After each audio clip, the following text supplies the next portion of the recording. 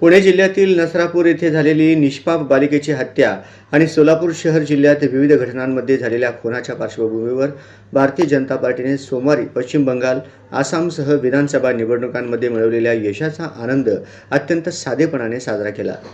Bharatiya Janata party Solapur शहर कार्यालयासमोर भाजपाचा ध्वज फडकावून कार्यकर्त्यांनी आनंद व्यक्त केला।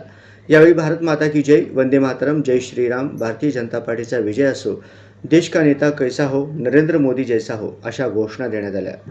यावेळी भाजपाच्या शहराध्यक्षा रोहिणी तडवळकर म्हणाल्या, पश्चिम बंगालची जनता संकटाच्या कचाट्यातून सुटली आहे। भाजपाचा विजय म्हणजे श्यामाप्रसाद मुखर्जी यांना खरी श्रद्धांजली ठरणार आहे। संपूर्ण देशात भाजपाची सत्ता यावी हे श्यामाप्रसाद मुखर्जींचे स्वप्न साकार करण्याकडे भाजपची वाटचाल होत आहे। नसरापूर येथील निष्पाप बालिकेच्या हत्येची तसेच शहर जिल्ह्यात झालेल्या 6 हत्यांच्या प्रकरणाची जाणीव ठेवून भारतीय जनता पार्टीने ढोल, ताशे, मिठाई अशा स्वरूपाचा आनंदोत्सव न करता अत्यंत साधेपणाने एकमेकांना अभिनंदन करून आनंद साजरा केला।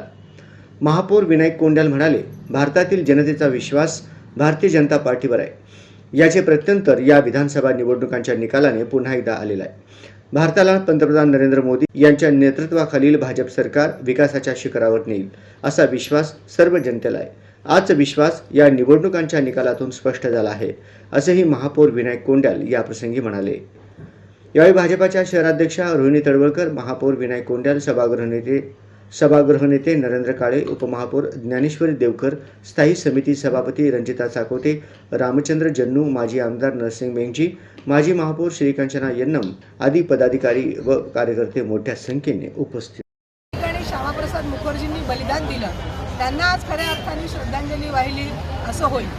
कारण त्यांचं जे स्वप्न होतं की भारतीय जनता पार्टी संपूर्ण देशभरामध्ये राज्य करेल, माननीय अटलजींचं जे स्वप्न होतं ते साकार होण्याकडे आमची वाटचाल चालू आहे। आज या ठिकाणी आम्ही आनंदोत्सव साजरा करत असताना सोलापूर शहर जिल्ह्यामध्ये जी एक घटना घडलेली आहे, त्या आजाड बालिकेवरती अत्याचार झालेला आहे, तिला खऱ्या अर्थाने न्याय मिळावा म्हणून आम्ही सगळेजण प्रयत्न करत आहोत आणि तिला न्याय मिळेल असा विश्वास आम्हाला वाटतो। त्यासाठी आम्ही आज कुठेही गुलाल असेल, डोली बजाव असेल, मिठाई वाटप असेल हा कार्यक्रम आम्ही टाळलेला आहे, कारण त्या बालिकेला न्याय मिळावा अशी आमची मनापासून इच्छा आहे। त्याचबरोबर सोलापूर जिल्ह्यामध्ये ज्या निर्घृण हत्या झालेल्या आहेत, जे 6 खून झालेले आहेत, त्यांनाही आज सगळ्या त्यांच्या दुःखामध्ये पण आम्ही सामील आहोत आणि त्यांचा निषेध व्यक्त करतोय की अशा प्रकारे सोलापूरमध्ये घटना घडल्या। त्यासाठी म्हणून माननीय कलेक्टर साहेबांना त्या बालिकेला न्याय मिळवून द्यावा यासाठी निवेदन दिलेलं आहे। ते माननीय मुख्यमंत्र्यांपर्यंत ते निवेदन पोहोचवतील। त्याचबरोबर माननीय CP साहेबांना सोलापूरच्या घटनेबद्दल कायदा सुव्यवस्था राखावी, त्यांनी पेट्रोलिंग वाढवावं, ठिकठिकाणी गस्त वाढवावी आणि अशा प्रकारे नशाखोर करणारे आणि सोलापूर शहर 4 राज्यामध्ये जे भारतीय जनता पार्टीला यश मिळालेलं आहे, आदरणीय पंतप्रधान नरेंद्रजी मोदी साहेब तसंच अमित शहा साहेब असतील, यांचं सर्वांचं भारतीय जनता पार्टीच्या वतीने व भारतीय जनता पार्टीचं या ठिकाणी मी मनपूर्वक अभिनंदन करतो।